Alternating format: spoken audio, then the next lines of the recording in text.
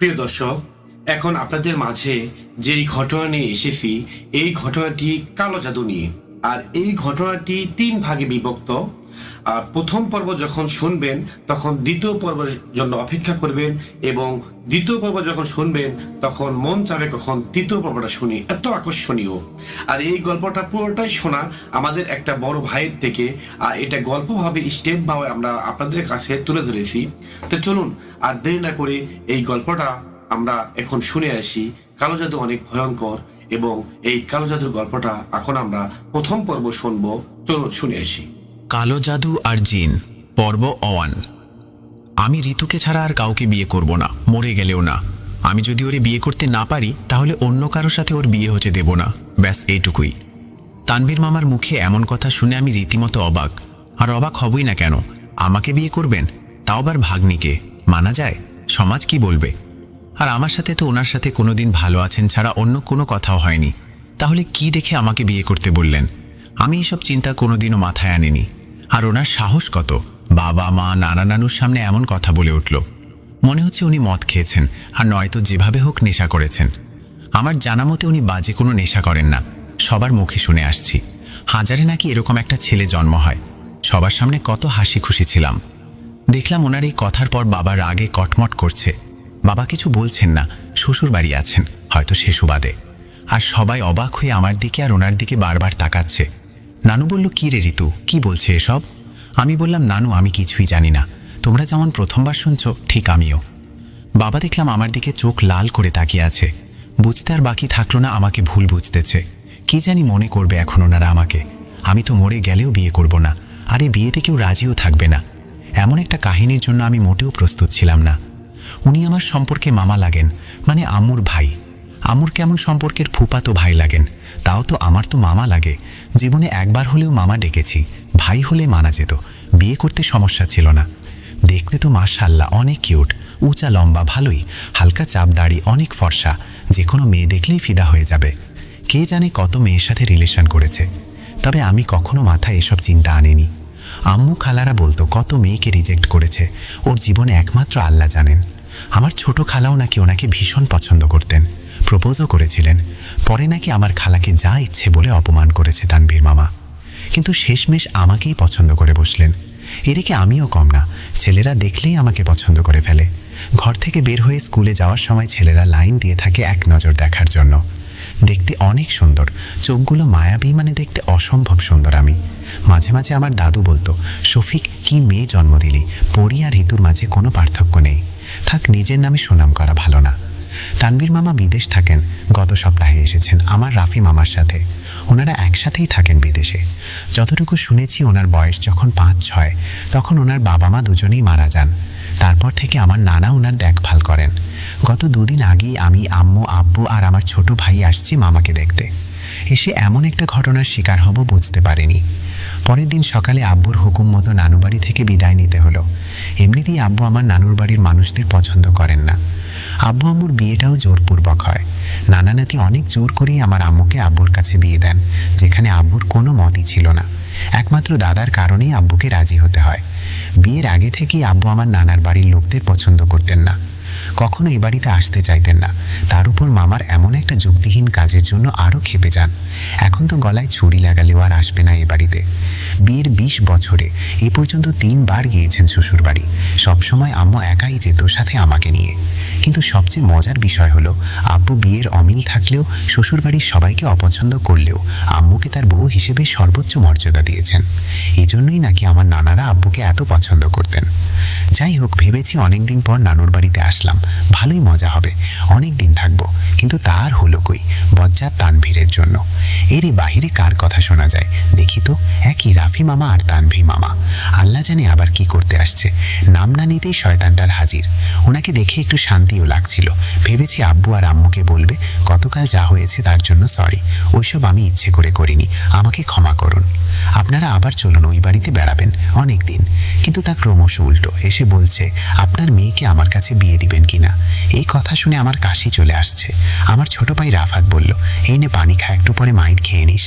তানভীর মামার মুখে এমন কথা শুনে আব্বু মারার জন্য এগিয়ে গেলেন তানভীর মামাকে।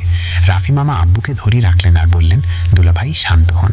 আব্বু বলল, আমার এই বাড়ি থেকে বের হয়ে যেতে বলো, না হলে ওর সাথে খারাপ কিছু হয়ে যাবে। তারপর তানভীর মামা চলে যাচ্ছেন দেখে রাফি মামা বলল, আমি আসছি, পরে আবার আসবো। এই বলে দুজনেই চলে গেলেন। এদিকে আমার খুব ভয় হচ্ছে, এসব হচ্ছে কি? তানভীর মামার মাথায় সমস্যা আছে মনে হয়, বিদেশ পড়াশোনা করতে করতে পাগল হয়ে গেছে। একটু পর আব্বু এসে আমাকে বলতে লাগলেন, সব দোষ তোর, তোকে জন্ম দেওয়াটা ভুল ছিল। ছোট থাকতে পানিতে চুবাই মারার দরকার ছিল, না হলে আজ এমন পরিস্থিতিতে পড়া লাগতো না। আমি কি করেছি, আমাকে কেন এসব বলছে?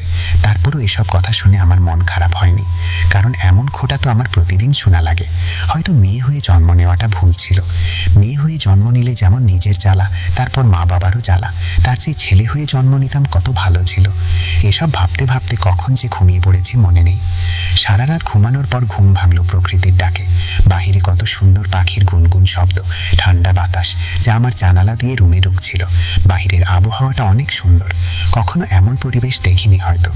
এর আগে কখনো এমনভাবে ঘুম ভাঙে নাই। ঘড়ির দিকে তাকিয়ে দেখি 5:11 বাজে। আহা, কি ভালো লাগছে। সবসময় এমন পরিবেশ উপভোগ করতে পারলে ভালো লাগতো, মনটাও বেশ ফুরফুরা লাগছে। তারপর বেশ কিছুক্ষণ যাওয়ার পর আর ভালো থাকতে পারলাম না। হঠাৎই বাতাসের সাথে একটা কাগজ উড়ে জানালা দিয়ে আমার সামনে এসে পড়ে। কাগজটা হাতে নিয়ে দেখি কাগজে লেখা ছিল, প্রিয় ঋতু, নিজেকে নিয়ে অনেক আনন্দে ছিলে, কাটিয়েছ সুখের লম্বা সময়। একটু সাবধানে থেকো, আর আমি তো আছি তোমার সাথে, ভয়ের কিছুই নেই। বুঝলাম না কি এসব, আর কে এই চিঠিটা দিল, আর আমার কিসের ভয়, আর কে বা আমার সাথে আছে? বাহিরের দিকটা দেখি গিয়ে। জানালা দিয়ে ভালো করে বাইরের দিকটা দেখলাম, কেউ নেই, আর থাকবে কি করে?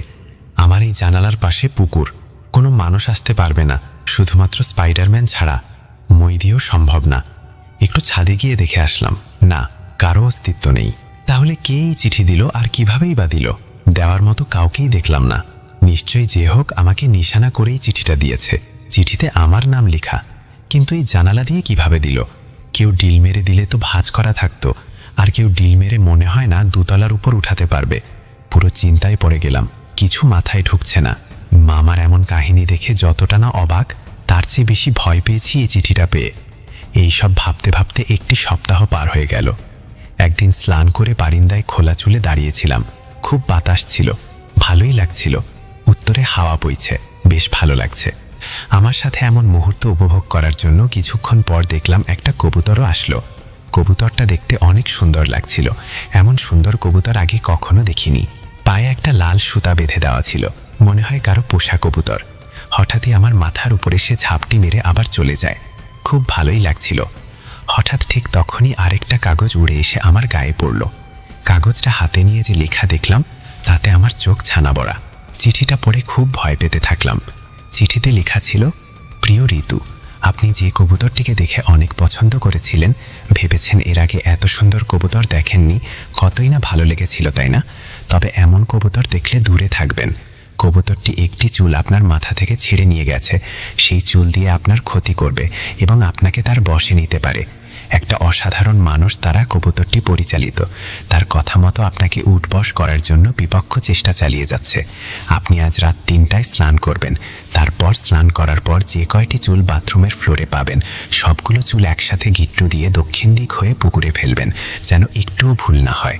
কিছুই বুঝতেছি না কে এই মানুষ যে আমাকে এমন ক্ষতি করার চেষ্টা চালিয়ে যাচ্ছে, আর সে বা কে যে আমাকে বারবার সাবধান করে দিচ্ছে। অত শত না ভেবে আমার বান্ধবী জয়াকে ফোন দিলাম, কারণ আমার লাইফে যত ইম্পর্টেন্ট সময়ে জয়াই আমার পাশে থেকেছে। আমার যেখানে চিন্তা শেষ হয়, ভয় শুরু হয়, আর ঠিক সেখান থেকেই জয়ার ভাবনা বুদ্ধি শুরু হয়। তাই জয়াকে আমার এই বিষয়টাও অবগত করতে চাচ্ছি। জয়া বলল ওর একটু কাজ আছে, এখন আসতে পারবে না, সন্ধ্যায় আসবে। তারপর ফোন কেটে ওর জন্য অপেক্ষা করতে থাকলাম। কিছুক্ষণ পর একটা বিড়াল আমার রুমে ঢুকলো, তারপর মুখ থেকে কি যেন রেখে চলে গেল। হাতে নিয়ে দেখি এটাও একটা কাগজ, মানে চিঠি। চিঠিতে লেখা ছিল, আপনার বান্ধবী জয়াকে ফোন দিয়ে বলেন যেন আজকে না আসে, না হলে 3 রাস্তার মোড়ে দুর্ঘটনায় পড়বে। চিঠিটা পড়েই জয়াকে ফোন দিলাম, যদি সত্যি সত্যি বিপদে পড়ে। ফোন দিয়ে দেখি সুইচ অফ বলছে। এখন আমি কি করি? কিছুই করার নেই, ওর বিপদ হবে এটাই মেনে নিতে হবে। আটকানোর সাধ্য নেই আমার, বাসা থেকেও বের হতে পারবো না। আল্লাহর কাছে দোয়া করি যেন বড় কোনো ক্ষতি না হয় ওর। তারপর অপেক্ষার অবসান ঘটিয়ে সন্ধ্যায় জয়া আসলো। জিজ্ঞেস করলাম, কিরে মোড়ে বেশি বড় অ্যাক্সিডেন্ট হয়নি তো? ও বলল, না তেমন কিছু হয়নি, শুধু হাতে ব্যথা পেয়েছি, ব্যান্ডেজ লাগিয়ে নিয়েছি। তারপর বললাম, জয়া বস এখানে, আমি একটু চা করে আনি, তারপর চা খেতে খেতে কথা বলবো। জয়া, আমি না অনেক বড় সমস্যায় আছি, বিপদে আছি রে। কি বিপদ? জয়া, আজকে 2 দিন ধরে 2টা চিঠি আসছে আমার কাছে, আর 2টা চিঠি কোনো মানুষ এসে দিয়ে যায় নাই, এবং কি কেউ রেখেও যায় নাই। তাহলে কিভাবে আসলো? উড়ে উড়ে নাকি? জয়া, হ্যাঁ ঠিক ধরেছিস, উড়ে উড়েই অলৌকিকভাবে আমার কাছে এসে পড়েছে। প্রথমটা জানালা দিয়ে আসছে, আর দ্বিতীয়টা বারিন্দায় উড়ে এসে পড়েছে আমার গায়ে। আর চিঠিতে বলা ঘটনাগুলো আমার সাথে ঘটেছে। আর একটু আগে একটা চিঠি আসছে যেখানে লেখা ছিল তোর মোড়ে অ্যাক্সিডেন্ট হবে। চিঠিটা পেয়েই অনেকগুলো ফোন দিলাম, সুইচ অফ বলছিল, তাই তোকে সাবধান করতে পারলাম না। ওয়েট, এই জন্যই তো তুই দরজাটা খুলেই জিজ্ঞেস করছিলি আমার বেশি ক্ষতি হয়নি তো। আমি তো সেটা ভেবে দেখি নাই, তুই কি করে জানবি আমি অ্যাক্সিডেন্ট করেছি? কই দেখি দে তো আমার কাছে, পড়ে দেখি কি এমন চিঠি যা পড়ে তুই ভয় পেয়ে গিয়েছিস। জয়া চিঠি পড়ার পর বলে, ঠিকই তো, লেখাগুলো কেমন রহস্যময় লাগছে। আচ্ছা তুই একটা কাজ কর, আর একটা চিঠি আসার জন্য অপেক্ষা কর, আর চিঠিতে বলা অনুযায়ী আজ রাতে স্নান করবি, আর আমি আজকে তোর সাথে থাকবো। চলবে? ভৌতিক গল্প ও রহস্যময় কাহিনী পেজের সাথেই থাকুন।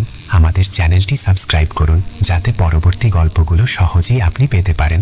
আর গল্প ভালো লাগলে অবশ্যই শেয়ার করবেন, লাইক কমেন্ট করে আপনার মূল্যবান মতামত জানাবেন। 2য় পর্বের জন্য অপেক্ষা করুন।